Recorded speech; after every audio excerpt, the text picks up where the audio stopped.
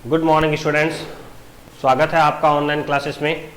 आज हम इस वीडियो में स्टडी करेंगे क्लास 7th के मैथ सब्जेक्ट की, जिसमें हमारा जो है वो टॉपिक चल रहा है स्टूडेंट्स फ्रैक्शंस। तो आज हम इस वीडियो में स्टडी करेंगे क्लास 6 और 7 का जो कंबाइंड टॉपिक चल रहा है। हमारा सब्जेक्ट है मैथ्स। टॉपिक चल रहा है हमारा फ्रैक्शन, और इस फ्रैक्शन में हम सॉल्व कर रहे हैं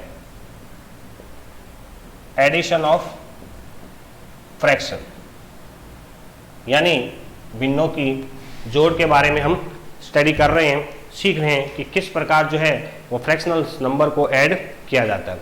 लास्ट वीडियोज में स्टूडेंट्स मैंने आपको सिखाया था कि किस प्रकार जो लाइक फ्रैक्शंस होते हैं उनको ऐड किया जाता है, और जो फ्रैक्शंस लाइक नहीं होते उन्हें किस प्रकार ऐड किया जाता है या एडिशंस की जाती है।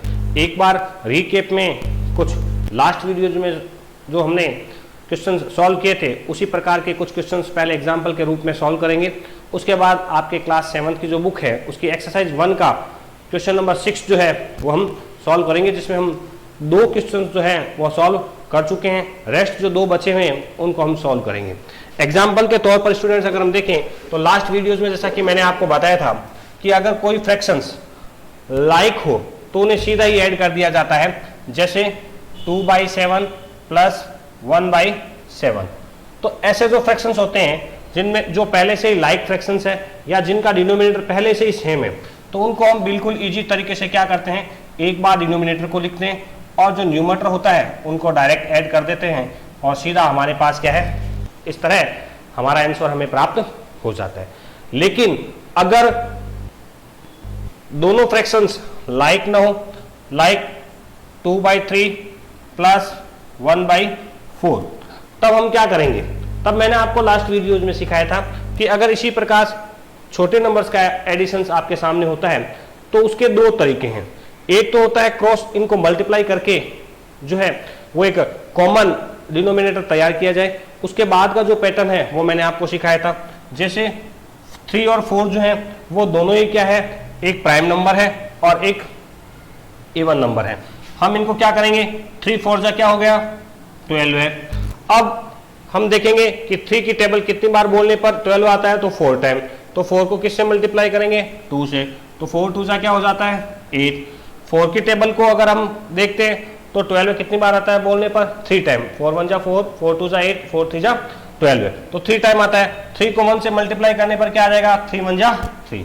नाउ सीधा आंसर्स लिख सकते हैं।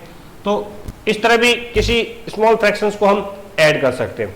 तीसरा एक और फ्रैक्शन होते हैं, मान लीजिए अगर एक फ्रैक्शन की टेबल में दूसरा नंबर आ रहा है, जैसे मान लीजिए 3/4 प्लस 5/8। अब यहां आप इस फ्रैक्शन में क्या देखते हैं कि 4 की टेबल में क्या आ रहा है, 8 आता है, यानी जो 2 फ्रैक्शन हमें दिए गए हैं उसमें से एक फ्रैक्शन जो है वो दूसरे फ्रैक्शंस की टेबल में आता है। तो जो बड़ा नंबर है और जो छोटे नंबर की टेबल में आ रहा है, हम क्या करेंगे, उसे डिनोमिनेटर बनाएंगे, क्योंकि 4 की टेबल में 8 आता है इसलिए। अब 4 की टेबल में 8 कितने टाइम आता है, 2 टाइम। 4 1 जा 4, 4 2 जा 8, तो 2 को किससे मल्टीप्लाई करेंगे, 3 से, तो 2 3 जा 6 हो गया। अब चूंकि ये दोनों डिनोमिनेटर सेम है इसलिए इसके न्यूमरेटर में कोई चेंजेस बदलाव नहीं आएंगे, और इस तरह हम फिर 6 और 5 11/8, यानी बिल्कुल इजी तरीका है स्टूडेंट्स फ्रैक्शंस को ऐड करना। हमें फ्रैक्शंस की कंडीशंस को ध्यान रखना होगा। क्या दोनों डिनोमिनेटर सेम है, तो सिंपल सीधा करें। क्या दोनों डिनोमिनेटर ऐसे हैं जिनमें से कोई एक प्राइम नंबर है, जैसे 3 प्राइम नंबर था, तो मल्टीप्लाई मेथड से भी हम इसको कर सकते हैं।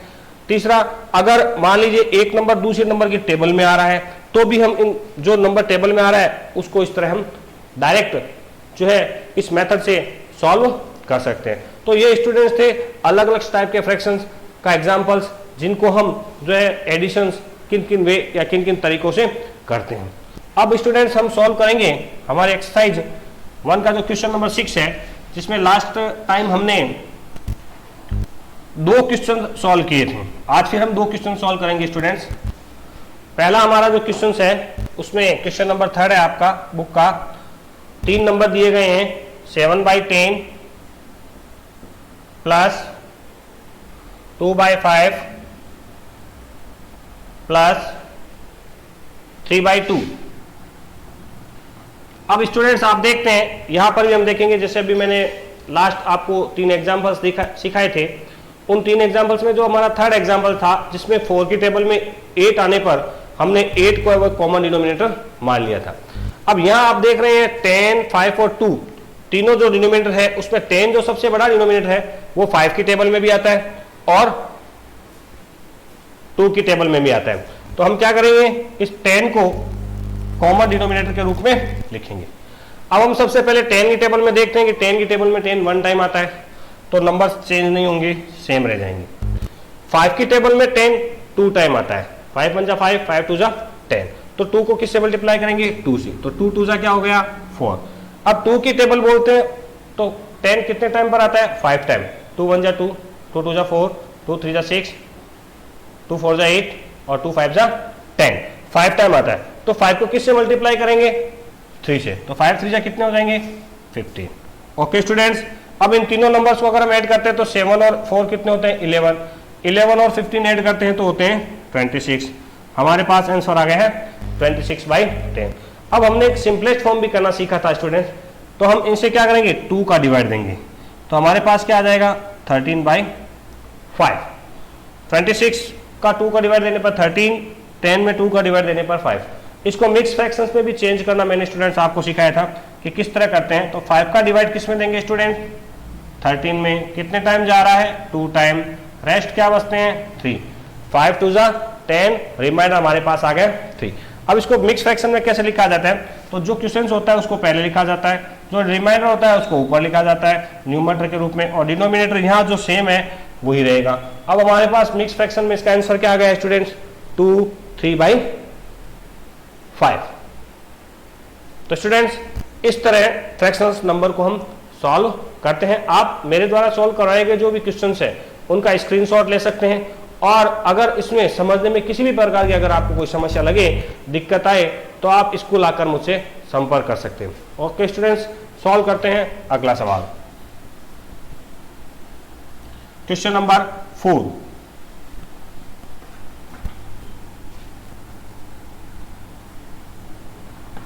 क्वेश्चन नंबर 4 सॉल्व करेंगे अब हम।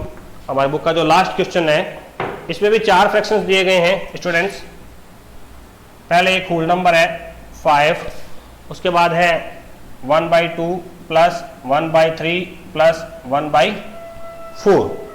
तो स्टूडेंट जैसा कि मैंने आपको सबसे पहले जब एडिशन सिखाना शुरू किया था उसमें हमने एक होल नंबर था 4 + 7/8 का एक क्वेश्चन सॉल्व किया था। अगर आपके पास नोटबुक है तो अपनी नोटबुक में देख सकते हैं, या आप लास्ट वीडियो में जाकर भी देख सकते हैं कि जब किसी भी फ्रैक्शंस नंबर के साथ अगर कोई होल नंबर को ऐड करना हो तो होल नंबर का डिनोमिनेटर क्या बना देना चाहिए 1। अब जब हमने होल नंबर्स का डिनोमिनेटर बना दिया है 1, अब हमारे पास जो फ्रैक्शंस आ गए हैं 1 2 3 4 डिनोमिनेटर हैं वो हमारे सारे अलग अलग हैं। हमें यहाँ क्या करना होगा, हमें इनका एलसीएम निकालना होगा। चलिए निकालते हैं हम इनका एलसीएम। ध्यान रखें एडिशंस और सबट्रैक्शंस करने के लिए एलसीएम सबसे महत्वपूर्ण प्रक्रिया है।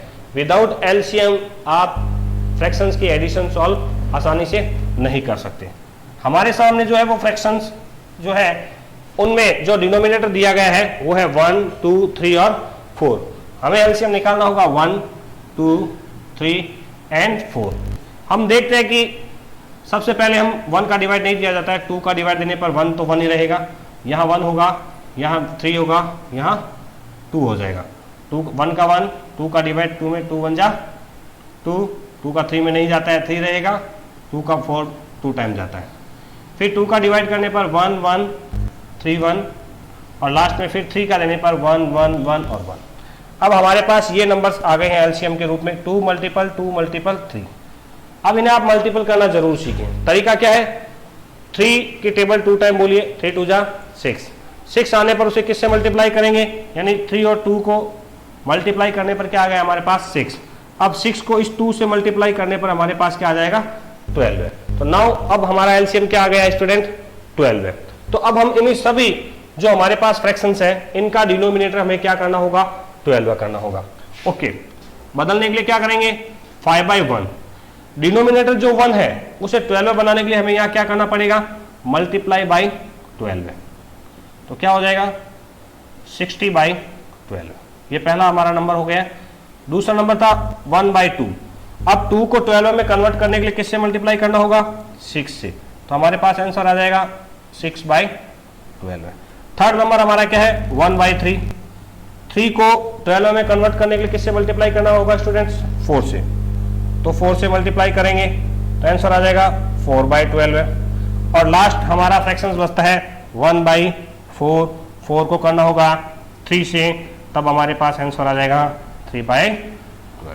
और इस तरह हमने सभी फ्रैक्शंस को क्या कर दिया है, उनका डिनोमिनेटर इक्वल कर दिया है, सेम कर दिया है स्टूडेंट्स। अब हम करेंगे इनका एडिशन, कि इनको अब ऐड करना है। लाइक फ्रैक्शन होने के बगैर किसी का भी एडिशन करना स्टूडेंट्स संभव नहीं है। अब सभी इन नंबर्स को अगर हम लिखते हैं 60/12 है, 6/12 है, 4/12 है एंड 3/12।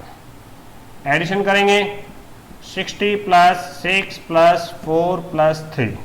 ओके स्टूडेंट्स, इनको ऐड कीजिए 60, 66, 70 और 73/12। ये आ गया हमारे इस फ्रैक्शंस का आंसर। लेकिन लास्ट क्वेश्चन में मैंने क्या समझाया था, ये अगर हमारा इम्प्रॉपर है, इम्प्रॉपर मतलब न्यूमरेटर बड़ा है और डिनोमिनेटर छोटा है, तो हमें इसे मिक्स में कन्वर्ट करना होगा। मिक्स में कन्वर्ट करने के लिए क्या बताया था मैंने, डिवाइड देना होगा डिनोमिनेटर का न्यूमरेटर में। 12 की टेबल बोलिए, 12 1 जा 12, 12 2 जा 24, 12 3 जा 36, 12 4 जा 48, 12 5 जा 60, 12 6 जा 72। तो हम कहाँ पहुँच गए 6 टाइम में 72 पर। तो यहाँ 6 यहाँ 72 माइनस करने पर क्या आएगा आंसर 1। मैंने क्या तरीका बताया था आपको पिछले क्वेश्चंस में, क्वेश्चंस को हमें यहाँ लिखना होगा, न्यूमरेटर ऊपर जाएगा, डिनोमिनेटर जिसका ये डिनोमिनेटर है वो सेम रहेगा।